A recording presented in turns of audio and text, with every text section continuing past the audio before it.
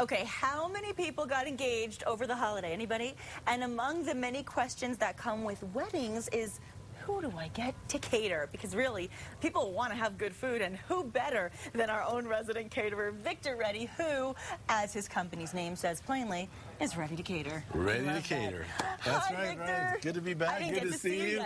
Happy holidays to you. Happy to you, too. Yes. And I have to say, you're really ruining the diet. I've been talking all last week about the diet thing, and carbs, yeah, the bread, the smell, you have no idea. That's all I'm going to say.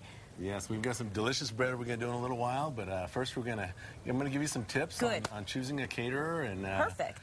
And yeah, see what we come up with here. Well, I think one of the things people want to know first and foremost is how long did you have to recover from the holidays? Because I would imagine that the catering business was kicking. Yes, December is a big month for us caterers, so it was nonstop until New Year's, and now we slow down a little bit, catch up, reload, and get ready for the start of the new year. So start of the new year. Maybe even doing a private cooking session for maybe a Valentine. Yeah, that's coming right around the corner. It's right around the corner. Absolutely. So from Valentine couples to newly engaged, let's talk about how to pick a caterer, because there's a lot of things people want to know. I think one of the first questions people ask is, how long do I need to decide ahead? Yeah. How much time do I get? The longer the better. And generally, you want to kind of reference from your friends on caterers, see who they're using. Sure. You know, ask around, and then you've got to kind of decide what kind of catering you want. There's a lot of caterers that are kind of specialized. Maybe they're doing a certain type of food in their restaurant. Others might just do a certain type of cuisine. Some offer just maybe cakes or baking or a specialty item. So maybe if you want a caterer like myself, I've been a chef all my life. I've went to culinary school, so I offer just about any kind of food. And you do ice sculptures. And I do ice sculptures, which is huge at weddings. So think about what kind of caterer you want. Okay. Ask around and see who've used certain type of caterers in town, and ask a lot of questions. Good advice. So that's the first step. Okay, very good step. And of course, a lot of people do like specialized food. They like certain types of food. So do you find that a lot of times people will say, I have guests that like to eat this and I have guests that like to eat that? How do I make a decision on how to plan the menu? Okay, that's a great question. So first think about what kind of food you want to have. Okay.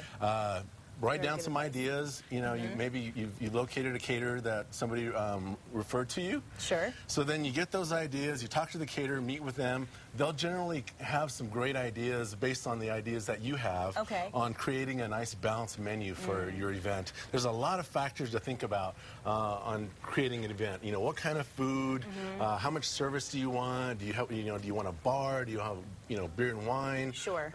That's important. How much? That's a big one at weddings. That's a biggie. Exactly. So think about all those things, write them down so you've got that ready to talk about.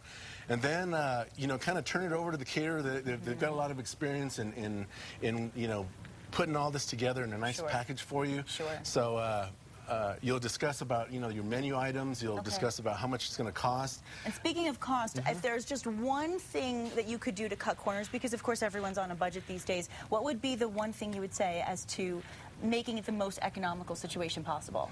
Well, you've got to think about a lot of things. Your labor is very expensive in catering. Sure it is. And one thing that people don't they have a misconception about is comparing catering to restaurants. They'll say, well, I can get that entree at a restaurant for $25 or something like that. It's another ball game, though. But if the restaurant has to come to your house to do that same, you're going to charge you $100. Of course. So there's a lot of there's a lot of labor in purchasing the food, prepping it, getting it all set up out there, working the event, cleaning it up, and so there's a lot of labor. Sure. There's a lot of things you got to think about, all the added expenses, like if you have rentals. If you've got rentals are very expensive in tables, chairs, linen. So think about that kind of thing as far as all the little extras. What is included in your catering package? That's the first question to ask, wouldn't it be? And I would imagine almost everybody includes a little bread. Can we see what you're working on with this bread before? Let's talk about some bread. Because I can't wait anymore. I have to be honest. I don't do drugs. I don't smoke. I have a bread problem, a big bread problem. So you're you're getting me right into my favorite addiction. Okay, let me just tell you really quick. A great friend of mine, Larry Garcia, yes, he told me about this amazing baker out of New York, okay, who's baking for over like 30 or 40 restaurants in New York, and he's got this amazing recipe that you make in a Dutch oven, in your own oven, to make rustic bread. Okay, so we only have a couple minutes, so I definitely want to get right to it. Okay, ready? Watch this, how fast this is. Hold that bag open. Okay, okay. We got 3 cups of flour. All right. Okay. We've got a teaspoon and a quarter of salt. Gotta have some salt. We have 1/4 teaspoon of yeast. Okay. Oh, yeah, and let's need that. a cup and 3/4 of water. Perfect. All right. And just so everybody knows, is this going to be on our website? We're going to have this recipe up there. Yes, it is. Okay, good. So casa.com. And I started putting it in a bag and just go ahead and just mix it up for like 30 seconds. This is too much fun. And it's just amazing how this bread turns out. And you can substitute. I'm such a kid. You know, juices for the water, beer. We've got one that's got Guinness in it. Wow. Sun-dried tomatoes, olives, you know, garlic, whatever you'd like. Oh, yeah. And that's it right there. So now you let it sit. Okay. You let it sit for about 12 hours. Okay. Okay. So and 12 hours, and that's because the yeast is in there. We want it to. Exactly. 12, maybe 14 hours. Got it. And it comes out like this. Oh. So now we dump it out. Okay. Watch this. We're going to dump it right out. Oh, it smells so good. It comes out in one big clump. And it's a very wet dough, which is kind of the trick to this recipe. Victor, all you it smells do, like heaven. I'm sorry. You don't know how much I love bread. So all we do now is we just get a cloth. Okay. And we're going to put a little bit of wheat bran. Okay. In the cloth. Wheat bran? Okay, you could just buy that, right? You can put cornmeal, wheat bran, a little bit of flour. Okay. Just like this. And you just had the flour sitting in the foil. I just have a little flour in the foil. Make it easier to mix. Make it into a little ball like this, okay? Oh, so wrap it. Let it sit for 2 more hours, okay? Okay, so we're doing 12 hours in the bag and then 2 more hours once it's already been put on the plate. Then I've got one in the oven here. Let me show you. So excited. Okay, now this has been in the oven for how long? Okay, after 2 hours, you plop it into this Dutch oven. Wow. Put it right in there, stick it in the oven, 35 minutes at 450. Okay. Okay, and then another additional 15 minutes or 10 to 15 minutes with the cover off. Okay. And you've got this amazing rustic style bread. Yes, let's go for it. It's got the crunchy outside. Oh my God. And it's going to be really hot. Yes, before we go to break, I have to have a bite. I have to. Okay, watch this. That was really simple. So really the only time-consuming thing in this whole situation is just waiting for it to rise and then letting it sit. And then otherwise, you're only having it in the oven for 35 minutes. That's not a long time.